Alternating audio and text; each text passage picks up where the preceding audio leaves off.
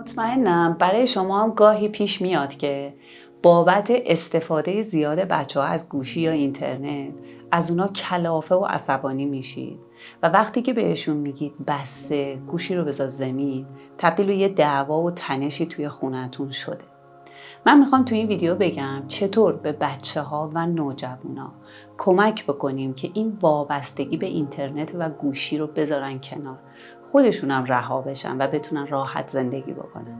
ویدیو رو با من همراه باشید. سلام، من نایده آج مقصودی هستم و اینجا همراز روانشناسی.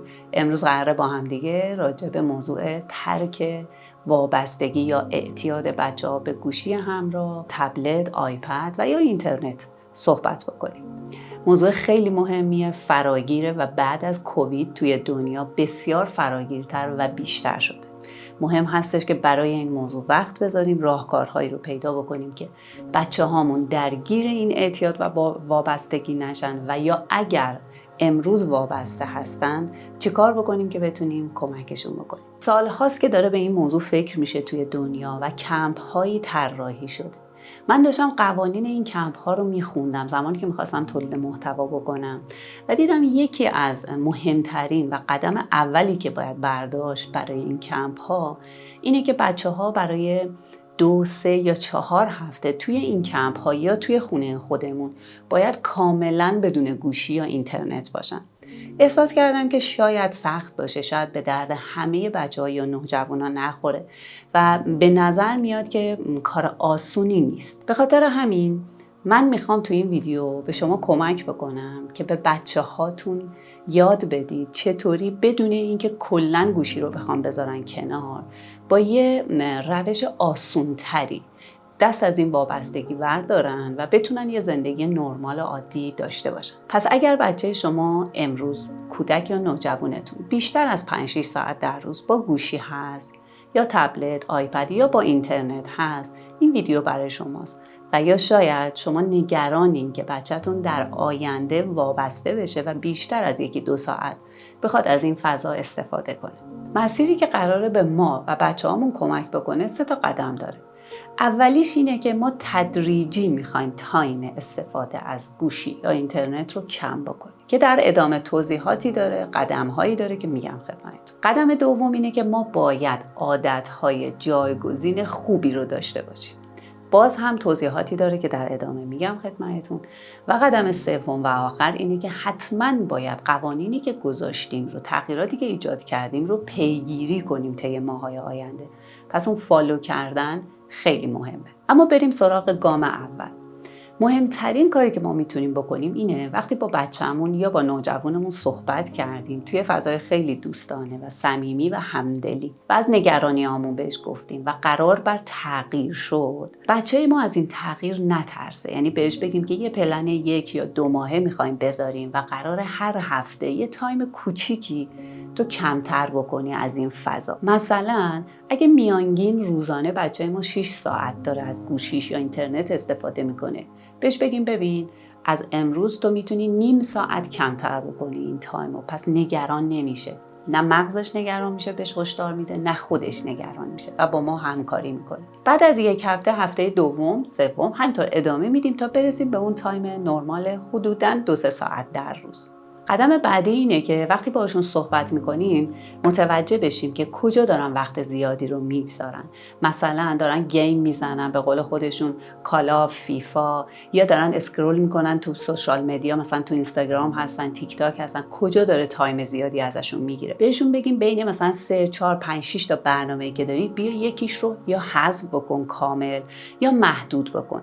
باز هم مثل قدم قبلی، یعنی آروم آروم قراره محدودیت رو برای اپ‌های مختلف بذاره برای خودش، ولی آروم آروم پیش میره. و قدم بعدی تایم استراحته. یعنی 1-2 تا قانون رو بهش یاد بدیم. اینکه مثلا اگه 1 ساعت داری گوشی استفاده می‌کنی 5 دقیقه استراحت کن. یا یه قانون 20-20 داریم. اگه 20 دقیقه گوشی رو می‌بینی، برای 20 ثانیه گوشی رو خاموش کن و دور رو نگاه بکن. دورترین نقطه‌ای که حالا تو اون فضایی که تو هستی بهش دسترسی داری. و گام آخر تو این مرحله اینه که براش یه قوانینی بذاریم، با هم دیگه کمک بکنیم یه قوانینی رو طراحی بکنیم با هم. مثلا یه جاهایی توی خونه گوشی استفاده نشه، مثلا گوشی رو با خودت موقع خواب توی اتاق نبر، یا موقع خواب گوشی رو یه جای خاصی هممون بذاریم تو فضای مشترک خونه، یا اینکه موقع غذا خوردن گوشی دستمون نباشه، موقع درس خوندن گوشی نزدیکت نباشه یا تو اتاقت نباشه. اینا قوانینیه که با هم میذاریم و کمکش میکنیم که آروم آروم اینا رو بخواد انجام بده.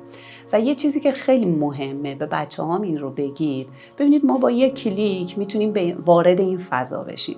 پس یه ذره میتونیم دسترسیمون رو بهش سخت‌تر بکنیم. این یکی از قوانین باشه. مثلا حالت ایرپلن باشه گوشی، حالت پرواز باشه یه تایم هایی، یا مثلا دیتاش قطع باشه، دور از دسترسمون باشه، مثلا روی میزی که دورتر از ما هست قرار بدیم. اینا قوانین کوچیک و ریزی ان، ولی همینا میتونن به ما کمک بکنن و شاید در روز 2 بار 3 بار کمتر سراغ گوشی بچه‌ها برن.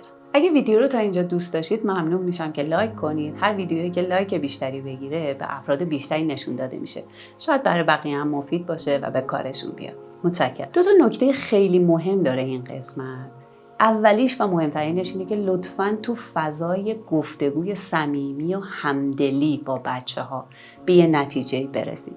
با زور و فشار و قدرت والدین نمیتونیم این کار رو انجام بدیم، نتیجه هم نخواهیم گرفت. نگرانیامون رو بگیم، بحث سلامتیشون و بحث چشم، مغز، اینکه نمیتونن هدفمند باشن، به نوجوانها بگیم میتونی الان از این فضا استفاده کنی، میتونی اسکیل و مهارتی اینجا یاد بگیری، میتونی درآمدزایی بکنی به جای اینکه فقط تماشاچی باشی و تایمت رو بگذرونی. به هر حال توی فضای لطفاً گفتگو باشه.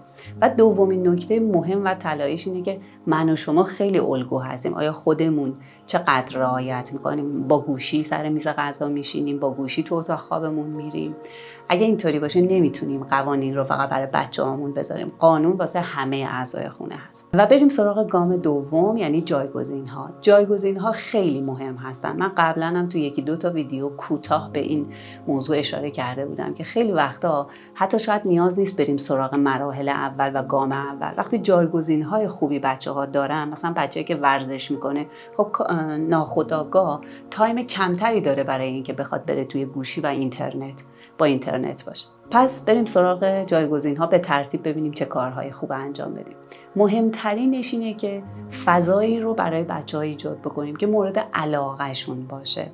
جذاب باشه اون فعالیت و اون فضا. مثلا ورزش مورد علاقه بچه‌ها باشه. و حتما مهمه که این کاری که می‌خوایم انجام بدیم که مورد علاقه بچه‌ها هست، یعنی دعوتشون کنیم به اون سمت، سوقشون بدیم، حتما یه فضای گروهی با همسن و سالاشون باشه. فکر کنید مثلا والیبال، فوتبال، بسکتبال یا ورزش‌های دیگه که حالا تعداد کمتری هستن ولی به هر حال بچه‌ها با همسن و سالاشون هستن. ما انسان‌ها موجودای اجتماعی هستیم و وقتی با همسن و سالامون هستیم حتما در کنار اینکه فان خوش میگذره، سرگرمیه، تحرک هم بچه‌ها دارن. خب از اون فضای خونه و گوشی و اینترنت هم فاصله گرفتن. یکی دیگه از جایگزین‌های خیلی خوب کلاس‌های هنری هست، مثل نقاشی، موسیقی، یعنی کار با چوب، کار با شیشه. و قرارم نیستش که حتما بچه‌ی ما یه تخصصی رو یاد بگیره. ما می‌خوایم یه تایمی رو بگذرونه، یه فانی داشته باشه، از فضای خونه فاصله بگیره. خب حالا اگه یه تخصصی هم یاد گرفت، به یه سمتی هم سوق پیدا کرد، چه بهتر. یا یه سری از اسکیل ها و مهارت ها رو بچه‌ها یاد بگیرن، مثلا زبان خارجی خاصی رو یاد بگیرن، کار با کامپیوتر رو یاد بگیرن، نرم افزارهایی که روی کامپیوتر هستش و علم روز محسوب میشه بچه‌ها میتونن یاد بگیرن. وقتی تو فضای آموزشی هم هستن، خب پس فاصله گرفتن از خونه و گوشی و اینترنت. یه جایگزین خوب دیگه دوره همی ها، مهمونی ها، سرگرمی و فان داشتن. اینکه حتما آخر هفته ها یه خانواده هایی که شبیه خانواده ما هستن، بچه‌های همسن و سال بچه‌های ما دارن، بریم دوره هم باشیم، بازی‌های دوره همی انجام بدیم. بازی‌های کاغذی که بسیار الان جذاب شدن، سرگرم کننده و فانن. الان بازی‌های کاغذی خیلی متفاوت شدن دیگه. شاید به یه نوجوان بگی بازی رومیزی و کاغذی، به ذهنش یه بازی کسل کننده و حوصله سربر بیاد، در صورتی که بسیاری از اینها فان هستن، سرگرم کننده و جذابن. من پیشنهاد میکنم حتما یا به کافه بازی‌ها سر بزنید یا سرچ بکنید و به بچه‌ها پیشنهاد بدید یا اونا رو بخرید بیایید توی خونه. وقتی بازی بکنید بچه‌ها و نوجواناتون میبینن که چقدر سرگرم کننده و فان هستن. پس حواسمون باشه این جایگزین‌ها هم خیلی مهمن که فقط نریم سراغ راهکارهایی برای اینکه تایم گوشی رو کم بکنیم. گاهی وقتا اینا میتونن از اونا مهمتر باشن.